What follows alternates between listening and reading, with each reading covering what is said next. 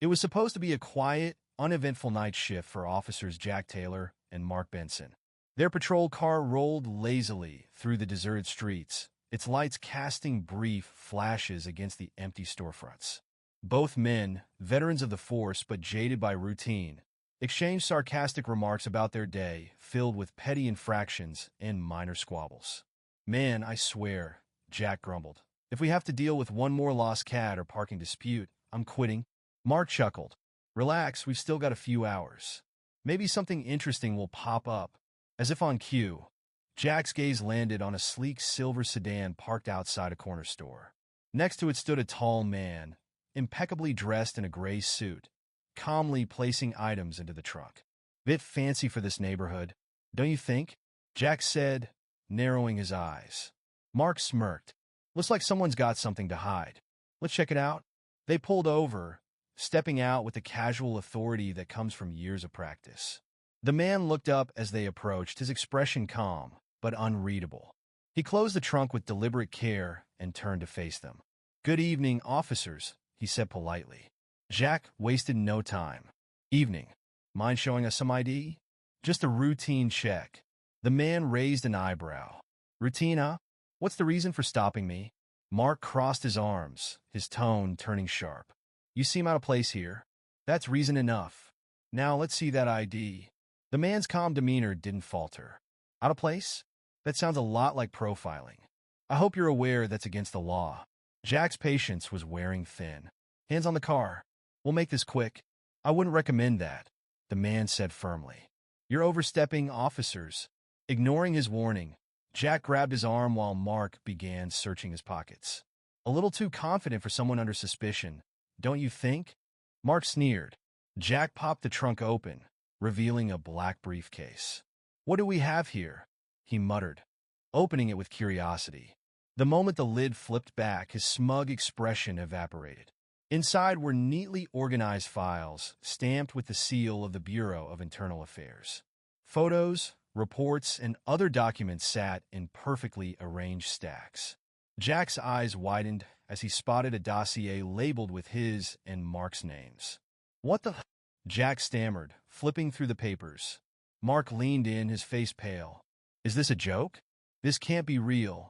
The man, now sitting casually on the curb where they'd placed him, allowed a faint smile to surface. "I did warn you." Before they could respond, a beeping sound emitted from the briefcase, sending a jolt through both officers. "What's that noise?" Mark demanded, his voice cracking. "It's a signal," the man said evenly. "You'll find out soon enough." The wail of sirens pierced the night air, growing louder with each passing second.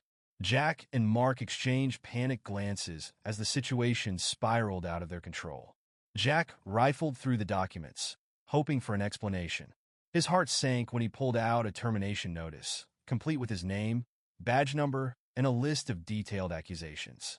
This is insane," he whispered. "They're saying we're fired. For misconduct?" Mark found a tablet nestled in the case and tapped the screen. A video began to play, showing everything from their encounter with the man to the exact words they had spoken. "Guys like you always have something to hide," Jack's voice boomed from the recording. Both men froze, their faces etched with horror.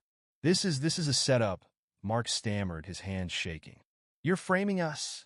The man on the curb tilted his head, his calm gaze piercing through their panic. "Framing you? No. This is just accountability."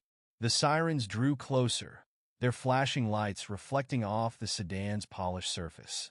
The man's faint smile widened ever so slightly. "You should have left me alone." Jack and Mark stood there, frozen, as reality crushed down on them. They weren't the hunters anymore. They were the prey. "You've only yourselves to blame," the man said, his voice tinged with dry amusement. "This wasn't just another random stop. You've been under scrutiny for months now. Every bad decision, every overstep, it's all been documented. And tonight, you just sealed your fate." Mark's composure cracked. "What investigation?" he barked, his voice trembling. "You don't even have the authority to pull this off." The man straightened his posture, his expression cold and unyielding. "Actually, I do. My name is Adrian Miles, and I'm the Deputy Director of Internal Affairs." What you've opened isn't just a briefcase, it's your reckoning. For a moment, time seemed to stretch, the words hanging in the tense air. Jack and Mark exchanged frantic glances, their faces pale. "This has to be a lie," Jack blurted, his voice barely above a whisper. "This is some kind of trick." "It's no trick," Adrian said firmly. "And now that the signal's been triggered, you have about 3 minutes before my team arrives. I'd suggest you use that time to reflect on where it all went wrong."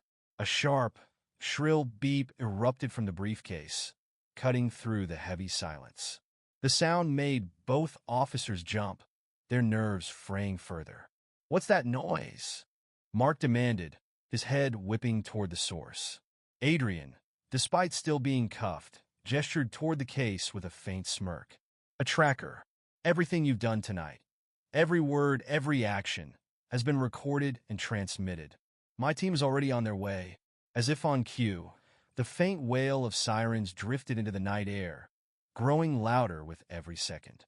"You're kidding me," Jack muttered, shaking his head in disbelief. This can't be happening. You're not even a real cop." Adrian's gaze pierced through him. "Not just a cop. The one responsible for cleaning up the messes left by officers like you."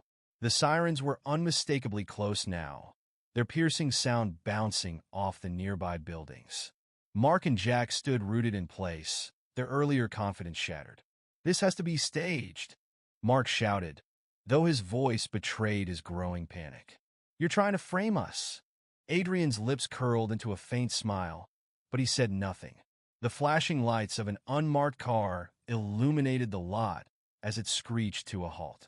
A tall man in a dark coat stepped out, his commanding presence instantly shifting the energy in the space. It was Captain Harris, a senior figure known for his no-nonsense approach. Harris surveyed the scene with sharp eyes, the two officers looking disheveled, and the calm man still sitting on the curb. His jaw tightened as he took it all in. "Stand down," Harris ordered, his voice slicing through the chaos. He marched directly toward Adrian, nodding respectfully. "Mr. Miles, I apologize for the delay." "Captain, you're making a mistake," Jack blurted, his voice desperate. "This guy isn't who he says he is." "Release him," Harris snapped, ignoring the outburst. "Now!" Jack fumbled with the keys, his hands shaking. "But Captain, release him," Harris barked, leaving no room for argument. Reluctantly, Jack removed the cuffs, stepping back as Adrian stood and dusted off his suit jacket. Harris turned to face the two officers, his expression dark. "Do you two have any idea what you've done?" Mark opened his mouth to speak, but Harris cut him off. "Save it. Everything's already been logged. Every word, every action. It's over." The silence that followed was deafening, broken only by the faint hum of the patrol car's engine. Adrian adjusted his tie, his voice calm but firm. "Gentlemen, this isn't personal. It's about accountability. Officers like you undermine the very fabric of trust this job demands. That stops now." As the weight of the situation hit, Jack and Mark visibly crumbled. They had wielded their power recklessly, and now there was no escaping the consequences. Within days, the fallout from the incident was felt far and wide. Footage of the encounter, captured by Adrian's hidden camera, was reviewed by the department and eventually leaked to the public. The internet exploded, with millions watching as the officers' misconduct played out in vivid detail. Social media buzzed with outrage and support for Adrian's calm, unwavering handling of the situation. "This is what accountability looks like," one post read, paired with a clip of Adrian confronting the officers. Memes of Jack and Mark's panicked faces flooded the web, turning them into symbols of everything wrong with unchecked authority. By the end of the week, the two officers had been suspended, their badges and guns stripped away. Investigations into their past conduct unearthed a pattern of abuses that could no longer be ignored. Legal actions loomed on the horizon, their reputations left in tatters. Adrian, meanwhile, became an overnight figure of respect and admiration. News outlets hailed him as a force for justice, a reminder that even those in power must answer for their actions. His approach, a blend of grace and unyielding determination, resonated far and wide. In the aftermath, One thing was clear. The era of impunity for officers like Jack and Mark was coming to an end. Adrian's message echoed loudly. No one is above the law, not even those sworn to uphold it. What would you have done in Adrian's position? Share your perspective in the comments. If this story made you think, don't forget to like, share, and join the conversation. Together, we can create a future where justice truly serves everyone.